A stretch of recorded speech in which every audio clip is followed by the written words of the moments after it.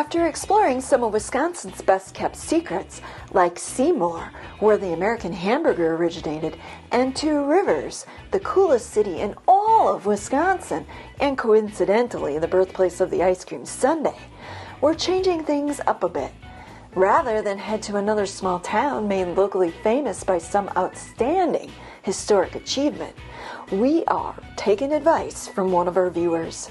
Tossing the old history book aside, we're touring a cute little village nestled on a big lake, focusing entirely on the things that catch our eyes as we walk around. Okay, maybe there's some driving that happens in there too, but that comes later. Hey sightseers, Sightseeing Sally here and Marty. Today we're checking out Cecil. Yep, we're following up on a viewer's comment saying we should check out Cecil, and here we are. First thing we notice about Cecil is that there really isn't a whole lot here because it's just a small village, a hamlet, town, whatever you want to call it.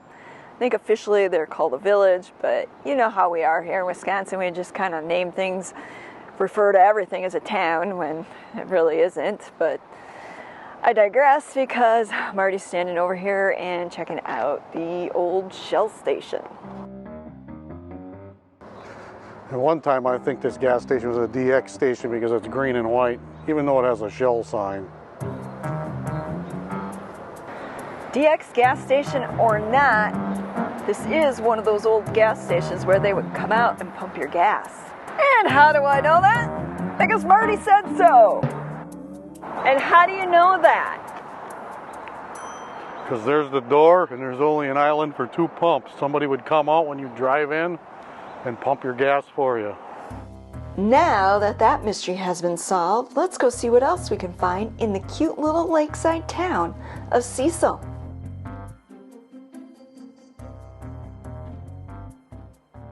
The other thing about Cecil that struck me as interesting is this building here. First off, it has these signs on the side of the building, which I think that might be German. And then it has this interesting architectural item. Marty called it a fake window box. I'm not an expert on architecture, but this building reminds me a lot of the Bavarian Inn over in Lena, the town we explored, might have been last summer or the summer before we were over there. But this building here looks an awful lot like the Bavarian Inn, at least its style. 2 for 1, 4 to 7. Come back and get drunk. Leave it to Marty to pick up on that. Like usual, Marty's way ahead of me. I better go catch up to him, find out what else he's discovered about Cecil. Find anything else interesting here, Marty? Still looking. Well, why don't we go for a walk and see what we can find? I didn't do a lot of prep work ahead of time, so we're kind of flying by the seat of our pants today. Things have been a little hectic over back at home. You know, with cat sitting and everything that's been going on. Here's something interesting, a place called the Elbow Room. Now, if I'm not mistaken, there was a place back in Manitowoc, Wisconsin that was called the Elbow Room. Don't know if that place is still in business, but we got an Elbow Room over here. So if that one isn't, you could always come on down here. Oh, the interesting things you can learn when you go in and talk to the locals. I just found out that before this was all built up, this used to be a swamp. And there was a sawmill here. Now, looking around, you would never guess that that was swampy land or that even a sawmill was out here. I wonder what Marty discovered while it was inside the Elbow Room. Marty? Cream City Brick, remember that? What video was that from? Oh, that was an old video, long time ago video, on Boltonville, I think. These 2 buildings were built at the same time. You can tell by the tin at the top, the brickwork and all that. Even though they got a seam in a different color in between. Actually, it's the same color of the bricks above the windows.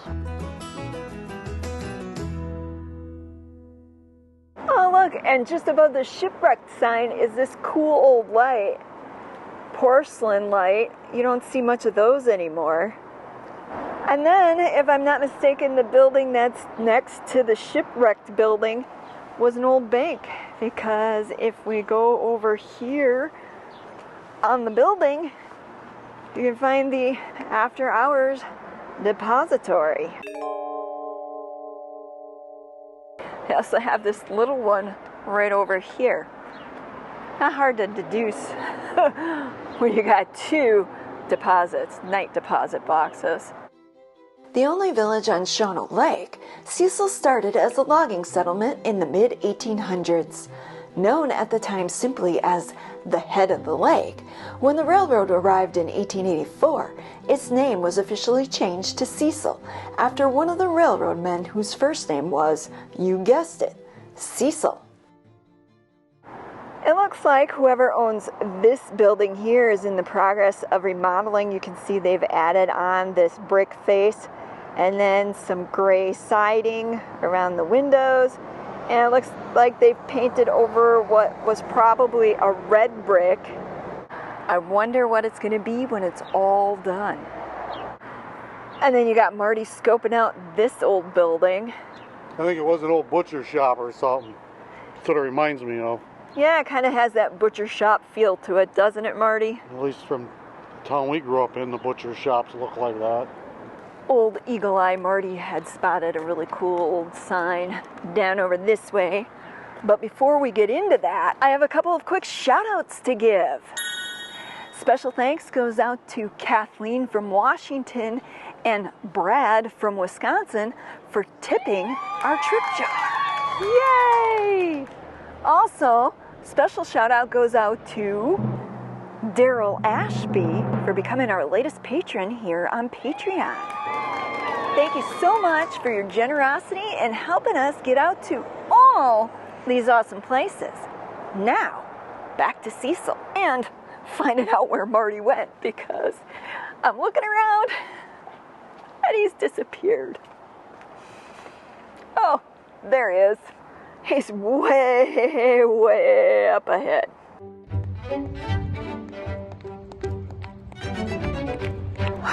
I didn't realize I was going to have to do cardio in this video, Marty. So where's this sign that you discovered? You know how old this fire station sign is. Oh yeah, look at that. It's so weathered, I'm surprised, because most cities would have taken that down 20 years ago. Shows you what a little town this is. Not that it's a bad thing. And then I guess Marty spotted something over here by the fire department he wants to show us. Could it possibly be another one of those old fire raid signs that he's ogling over all the time? No, it's not an air raid siren, but kind of on the same lines. I believe that's probably an old fire bell up there. They probably rang that years ago before Motorola was around. They get everybody to come to the fire station and get the fire equipment, put out fires. That's what I think. Judging from the size of the bell and how old it appears, I'd be willing to bet Marty is right. That, and if you didn't know sightseers, because Marty is always right, at least in his own mind. And then besides the bell, old Eagle Eye Marty discovered this placard here. How cool is this? They have a time capsule buried here, a centennial time capsule that they intend on opening in July of 2035. And then something else Marty pointed out to me that I didn't notice right off the bat is if you look way down there, you can see an old farm. Here, I zoomed in a little just so you could see that I wasn't making that all up. There is really a farm down at the end of the street. And then across the street from the firehouse is something that I always think is really cool whenever I run across them. And that is a couple of old wash tubs sitting out front of this home. I need something like that for my garden. Did you hear me, Marty? What? And now here's something sightseers you're only going to see in Wisconsin. And that is a woman's sandal hanging next to a decorative lantern on the side of a building that was once a tavern, otherwise known as the Wisconsin Rednecks version of a breathalyzer. If you're leaving your sandal hanging on the side of the building where you spent your night drinking, you obviously had just a wee bit too much fun. Speaking of fun, there seems to be no shortage of drinking establishments here in Cecil, because besides the Elbow Room, they have this place over here, Land Sharks over there, the Washington Inn, home of Double Bubble that we saw before, and Shipwrecked, established in 2019. According to what one of the locals said, there should be a secondhand store coming up here. Hopefully, Marty's not inside buying the place out.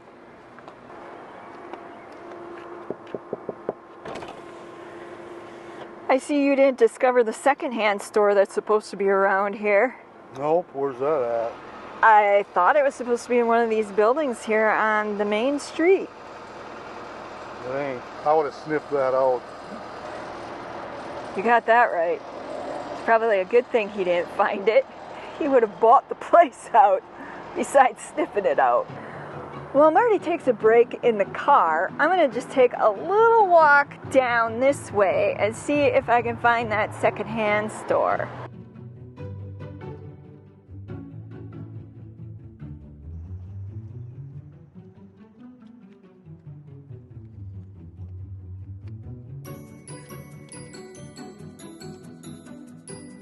Well, I came up a loser on that, but Marty found something. Marty, you want to show everybody what you got?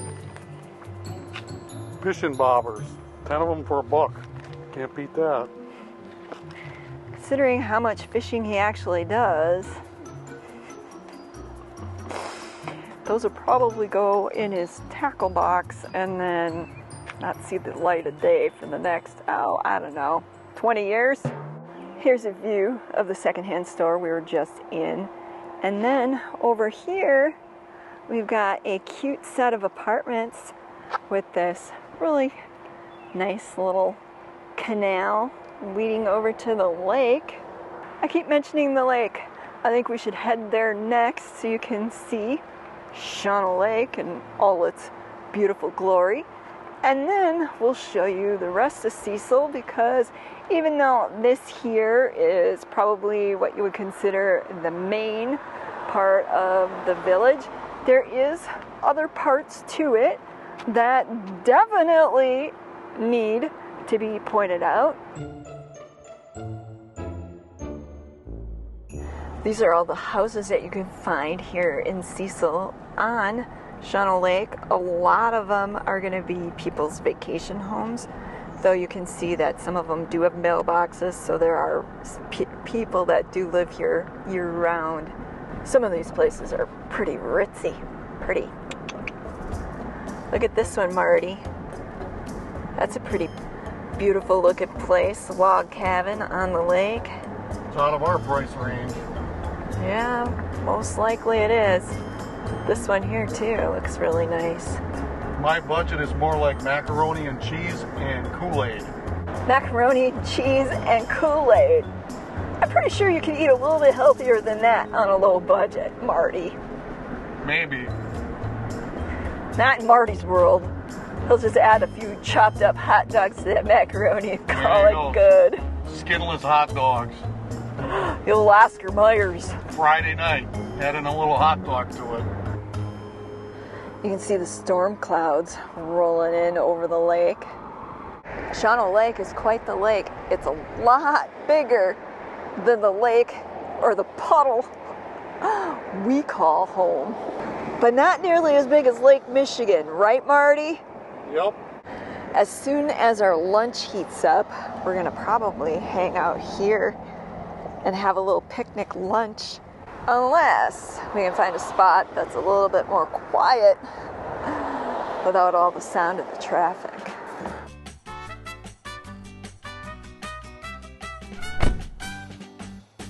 In our last video of Seymour, somebody had left a comment saying they wish that we had showing him one of them juicy flattened meatball sandwiches or the hamburger between two slices of bread. Well, today you're in for a special treat because we've got the Marty version of a hamburger. I know one thing. If Hamburger Charlie hadn't invented the hamburger, good old Marty would have. Makes the best burgers ever. Even better than Mickey Lou's. This is why we don't eat out very often. Because when you're cooking up food that tastes better than most local places serve, it's really hard to justify the cost. I mean, and I'm not kidding when I say this is like the best burger ever. It is. It's not just ground beef smashed into a bun. Marty puts a lot of care into making these burgers. He's got his secret ingredients that turn the beef from being blah to like, wow, a party in your mouth. While Marty's inside making his deposit, I could quickly show you around the park that's here. It is a really nice park. There's a campground here along with the bathrooms and a place to launch your boat, a playground area for the kids, a dump station, fresh water, all the things that you would need to make your day trip or your overnight trip if you're camping more enjoyable.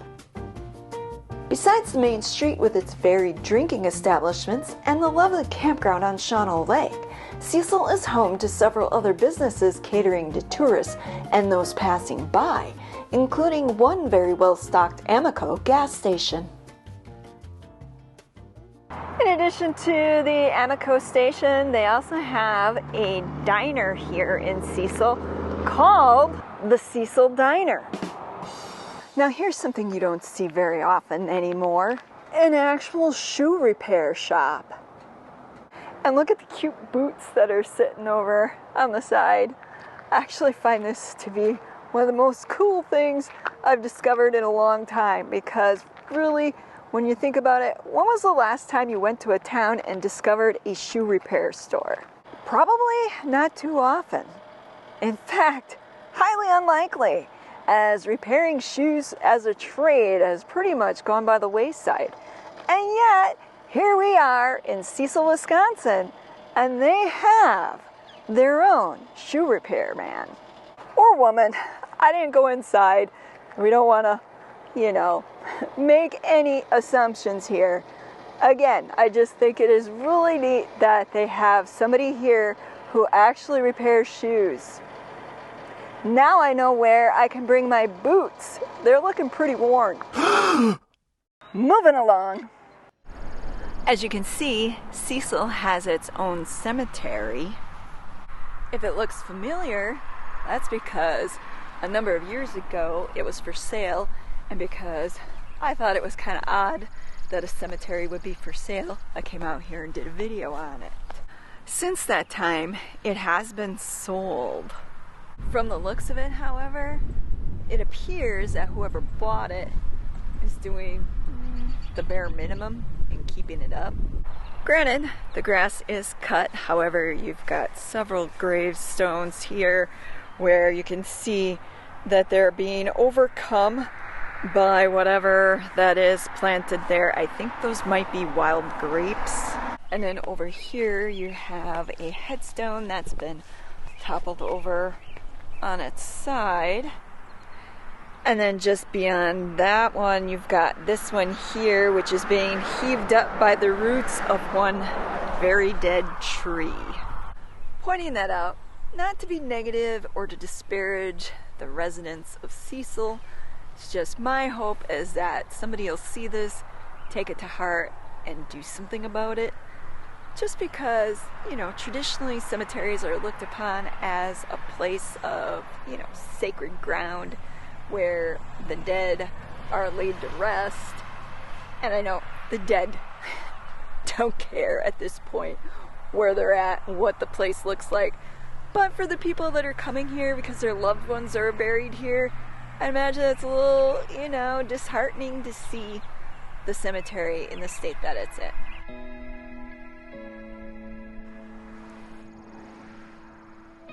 And then you can see in this row here where a casket collapsed underground, and then there's one way over there too where it's evident when you're standing above it that the ground has caved in where the casket collapsed. It wouldn't be too hard to just fill that in and sprinkle a little grass seed, and it'd be good as new, and nobody would be the wiser.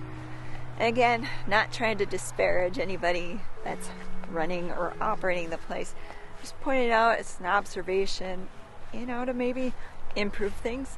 And I know somebody's gonna be like, well, why don't you take steps or take action to do it?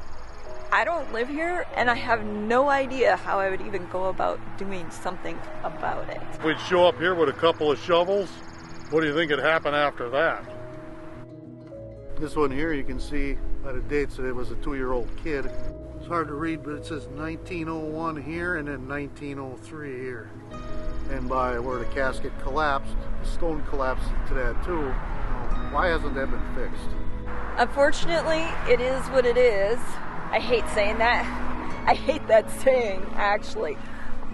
But there really isn't anything else that we can do about it. So we're just gonna move on and hope that maybe somebody somewhere will come along and be able to do something about it. There's also a really nice golf course here in Cecil. Or what appears to be one. I don't golf. My idea of golfing is taking the golf cart, driving around and having some frou-frou drinks in the process. However, it does look very beautiful and pleasing to the eye. At least to this non-golfer. In addition to the golf course, there's also the Cecil Fireside Inn. And then, last but not least, my personal favorite, the Dairy Cove. Yep, you didn't think we'd come all the way to Cecil, Wisconsin without stopping for ice cream. And it just so happens that the Dairy Cove that's here is one of my personal favorite places to get ice cream in all of northeastern Wisconsin. I know, I say that about every ice cream place we go, but I do have my list of favorites. Maybe someday I'll share them with you, but for now, you're just gonna have to take my word for it. How's your twist? Good. This, by the way, is the salted caramel with hot fudge on top.